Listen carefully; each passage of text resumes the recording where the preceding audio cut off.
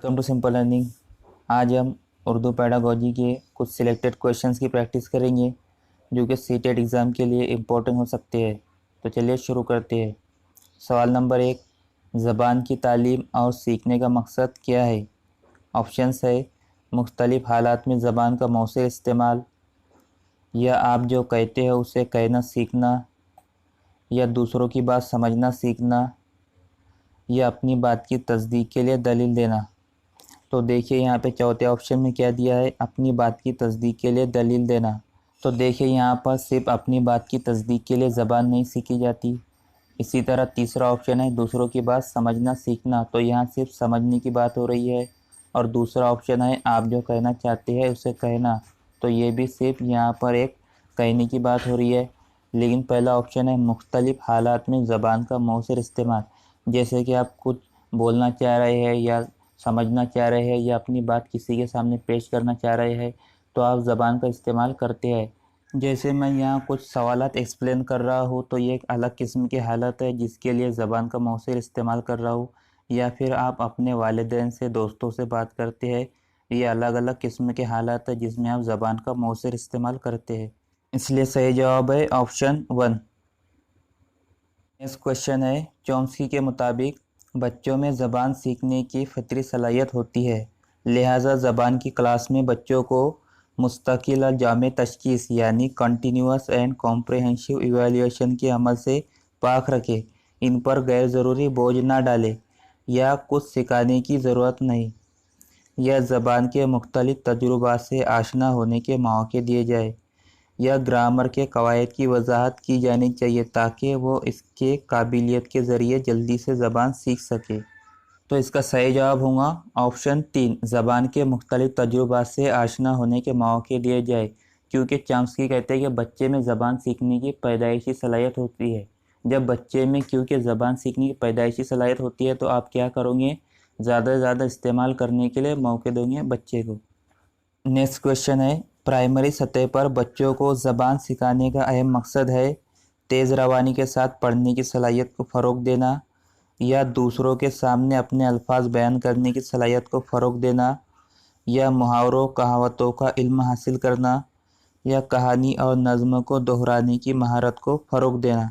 तो देखिए यहाँ पे प्राइमरी सतह पर बच्चों को ज़बान सिखाने का अहम मकसद है दूसरों के सामने अपने अल्फाज बयान करने की सलाहियत को फ़रोग़ देना, यानी अपनी बातों को दूसरों के सामने इजहार करना या पेश करना, या इसकी महारत का विकास करना। क्योंकि अलग अलग सिचुएशन आती है, अलग अलग परिस्थिति आती है, इस सिचुएशन में कैसे बच्चे अपनी ज़बान को कुशलता के साथ इस्तेमाल कर सके, यही प्राइमरी लेवल पर सबसे इम्पोर्टेंट मकसद है।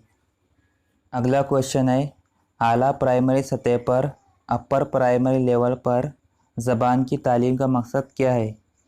तमाम अदबी सनफ़ों में लिखने की महारत को तरक्की देना, या ज़बान को करीब से और जमालियाती तौर पर समझने की सलाहियत को फ़रोग़ देना, या कवायद हिफ्ज़ करना, या ज़बान के मुख्तलिफ़ ढांचों की मैकेनिकल तरबियत। तो देखिए प्राइमरी लेवल पर ज़बान की तालीम का अहम मकसद यही होता है कि पहले आपको अलग अलग किस्म के मौके दिए जाते हैं बोलने के लिए, पढ़ने के लिए, लिखने के लिए और फिर बातचीत या गुफ्तगू करने के लिए। लेकिन उच्च प्राथमिक स्तर पर क्या किया जाता है, ज़बान की बारीकी और खूबसूरती को समझने के लिए, इसको इन्हांस करने के लिए, इसकी क्षमता का विकास करने के लिए विभिन्न प्रकार के साहित्य पढ़ने में मदद की जाती है। इसलिए सही जवाब है ऑप्शन 2, ज़बान को करीब से और जमालियाती तौर पर समझने की सलाहियत को फ़रोग़ देना। अगला क्वेश्चन है, चॉम्स्की के मुताबिक खाली जगह की वजह से बच्चे ज़बान सीखते हैं। ऑप्शंस है ज़बान की तशख़ीस की सलाहियत, या सिर्फ कवायद के उसूलों का इल्म, या लसानी माशरा, या ज़बान के हुसूल की सलाहियत। सही जवाब है ऑप्शन 4, ज़बान के हुसूल की सलाहियत, क्योंकि चॉम्स्की कहते हैं कि बच्चे में भाषा अर्जित करने की जन्मजात क्षमता होती है।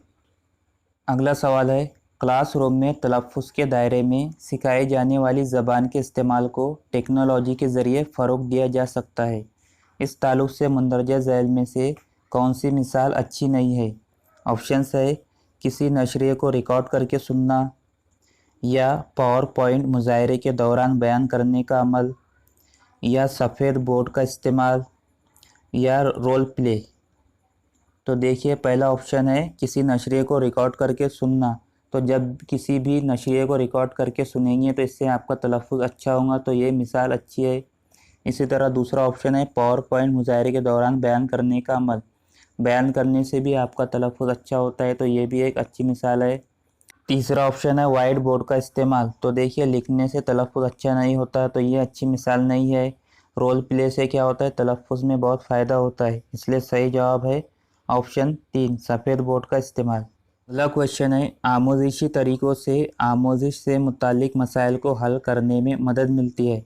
आमोज़िशी तरीक़े की एक मिसाल है तवज्जो मरकूज़ करने का तरीक़ेकार, बुलंद आवाज़ में आमोज़िश, खामोशी के साथ आमोज़िश, या छपी हुई तहरीर पर मबनी तरीक़ेकार, यानी प्रिंटेड तहरीर पर मबनी तरीक़ेकार। सही जवाब है ऑप्शन 4 छपी हुई तहरीर पर मबनी तरीक़ेकार।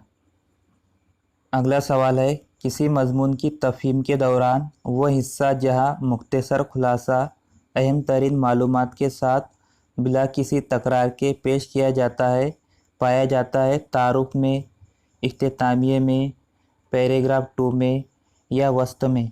तो देखिए लास्ट में समरी दी जाती है, खुलासा दिया जाता है, तो वो कहाँ दिया जाता है, इख्तिताम में दिया जाता है, इसलिए सही जवाब है ऑप्शन 2। अगला सवाल है अना मरकूज़ यानी अहम केंद्रित ज़बान के तस्वुर से किसका ताल्लुक़ है। ऑप्शंस है चोम्स्की, स्किनर, प्याजे या वाइगोत्स्की। किसने कहा था ईगोसेंट्रिक, जीन प्याजे ने कहा था बच्चा जो है वो सेल्फ टॉक से सीखता है, मतलब अपने आप से ही बात करके सीखता है, जिसे हम अहम केंद्रित कहते हैं, इसलिए सही जवाब है ऑप्शन 3। अगला सवाल है मंदरजा झैल में से किस मकसद के लिए इब्तदाई सतह पर ज़बान नहीं सीखी जाती है। यहाँ पूछा गया है ज़बान नहीं सीखी जाती है ज़िंदगी के मुख्तलिफ़ हालात का मुराकबा करना, या ज़बान के कवायद सीखना, या मन की बात कहने सुनने के लिए, या अपनी बहुत सी ज़रूरियात को पूरा करने के लिए। तो देखिए प्राइमरी लेवल पर कभी भी ग्रामर सीखना या सिखाना मेन मोटिव नहीं होता है, इसलिए सही जवाब है ऑप्शन 2 ज़बान के कवायद सीखना। तो ये थे आज के कुछ इंपॉर्टेंट क्वेश्चंस। अगर वीडियो अच्छा लगे तो लाइक कीजिए, शेयर कीजिए और चैनल को सब्सक्राइब कीजिए।